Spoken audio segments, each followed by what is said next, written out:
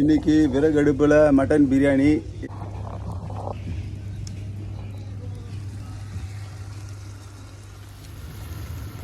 கொத்தமல்லி, புதினா, அப்புறம் ஏதோ ஒரு பிரியாணி இலை எல்லாத்தையும் போட்டு 2 கிலோ மட்டன்.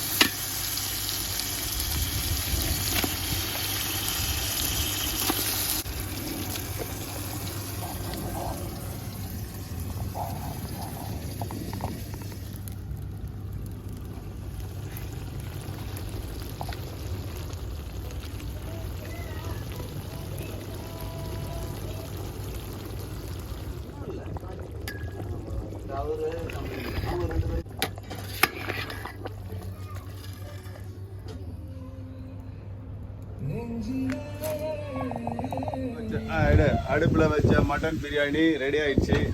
இப்போ எப்படி திறந்து எப்படி பார்ப்போம். இப்படி வந்து இது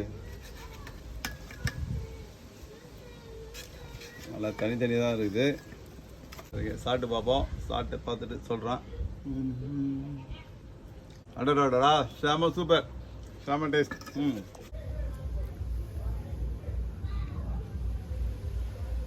சாப்பாடு செஞ்சவங்களே சாப்பாடை பற்றி சொன்னால் நல்லா இருக்காது. சாப்பிட வந்தால் அவங்களை கேளுங்க. சாப்பாடு சூப்பராக இருக்குது.